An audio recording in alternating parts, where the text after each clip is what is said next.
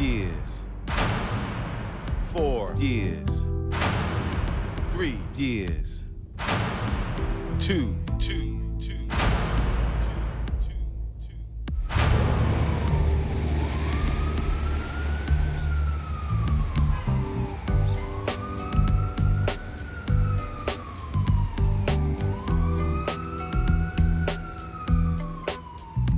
He's getting out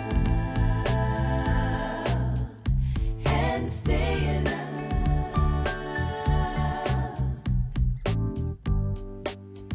I was young, dumb.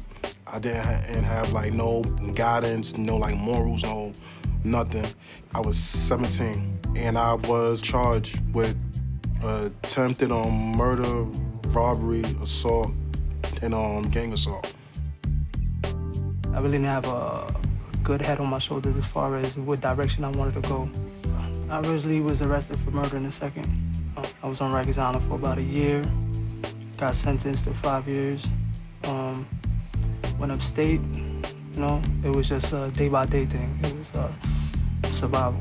I'm getting out. You see, I done my time.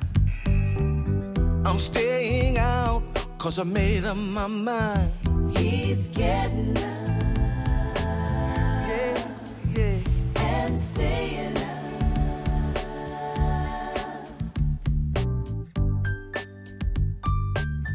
What we got to figure out is how are we going to win the war? Winning the war is getting out and staying out and never coming back here.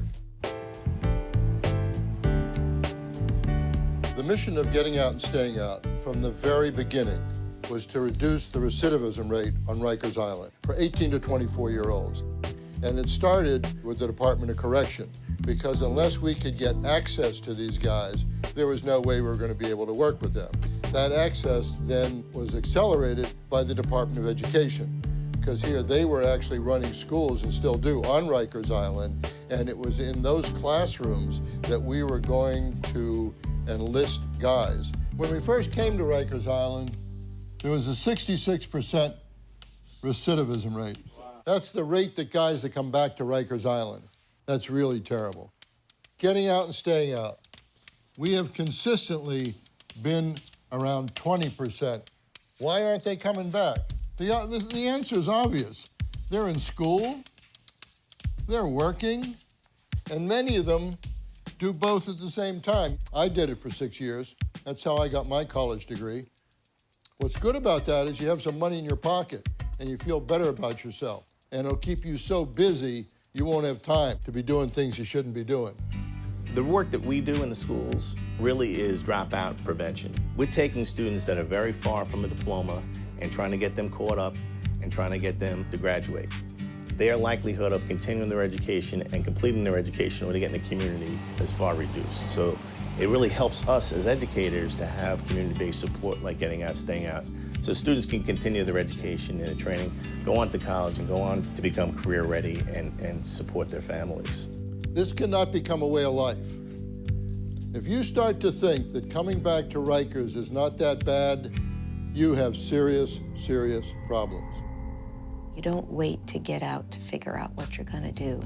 You need to use every minute of every day to catch up and move ahead. We don't talk about jobs, we talk about careers. What do you want to do long term? When Mark and the mentors who are in getting out, staying out, focus their efforts and their energies on this segment of the population and encourages them to make the most of the time when they are in jail, so they empower them to make the most of their lives when they get out of jail. I came up in the group homes and foster homes. It's just me by myself. No guidance, no goals.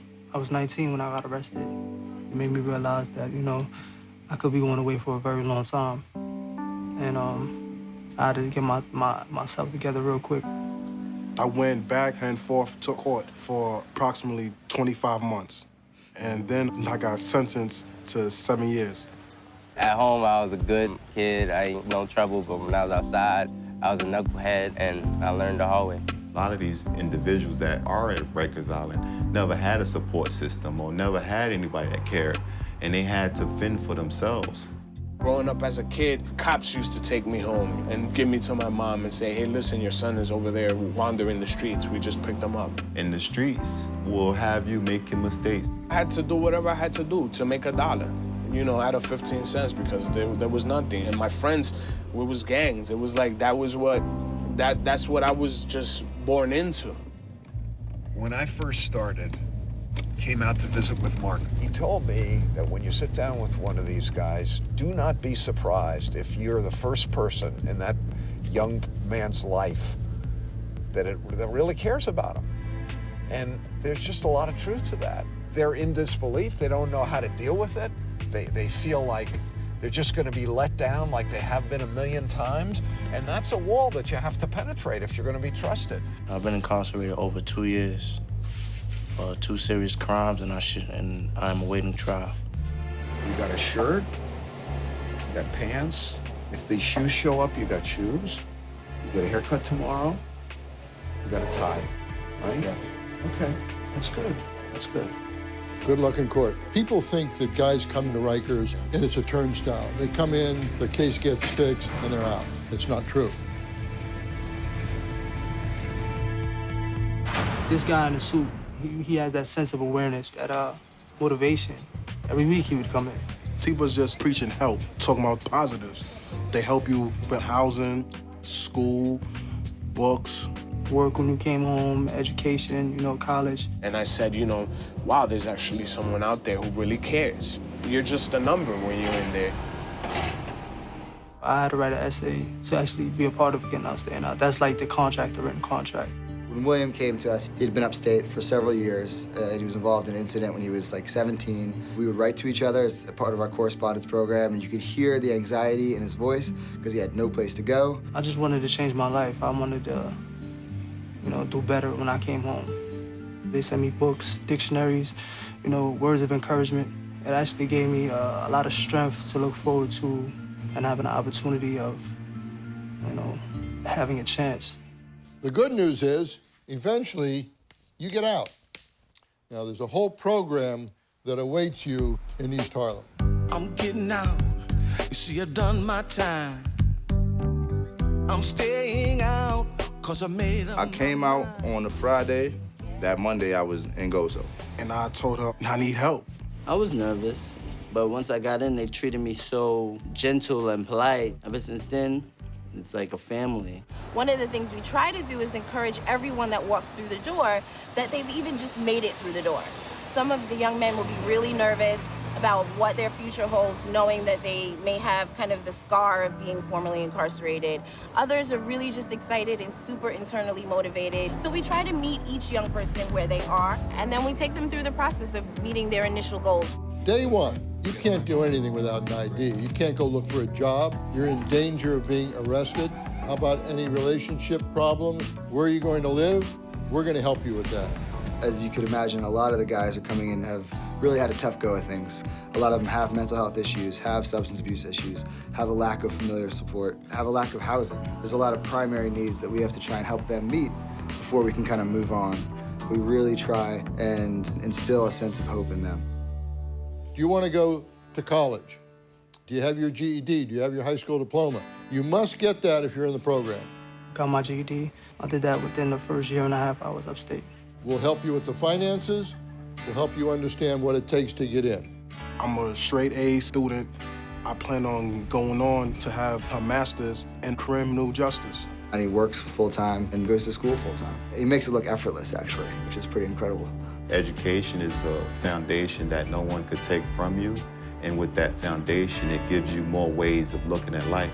If you feel you're smart enough to go to college, we're going to talk to you about the possibility of getting further education, or certainly trade, carpenter, electronics, welding.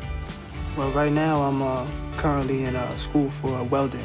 I continually stay focused. Remember that where I came from is not a place that I want to go back to.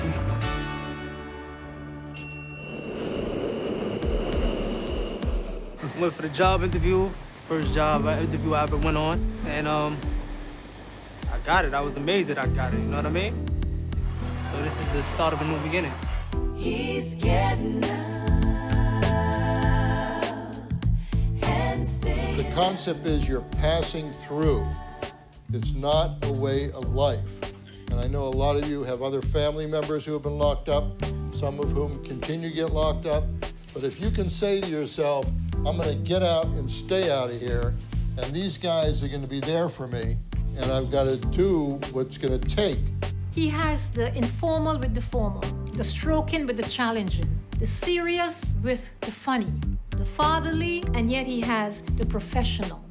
So it's an amalgam of all of these things that makes the Getting Out, Staying Out program such a unique place. I know this, that I can come here and really, you know, change things around. Even when I get shifted and maybe want to give up, they won't let me stop. I'm not going nowhere. I'm staying. My family needs me. I need my family. I love my freedom. Freedom is priceless. What Getting Out is really all about is helping these guys see that there is another place in this world for them, and that if they take certain steps and they take responsibility for themselves and they really work hard, that it will click and it will come together and they will feel wonderful about themselves. And we see it all the time, and there's nothing better than that. So when you walk through those doors at GOSO, we are gonna make sure that we change your life, that we do whatever we can do to support you, that we're gonna give you what you need to succeed, and we're gonna make sure that we help you get out and stay out. He's getting out.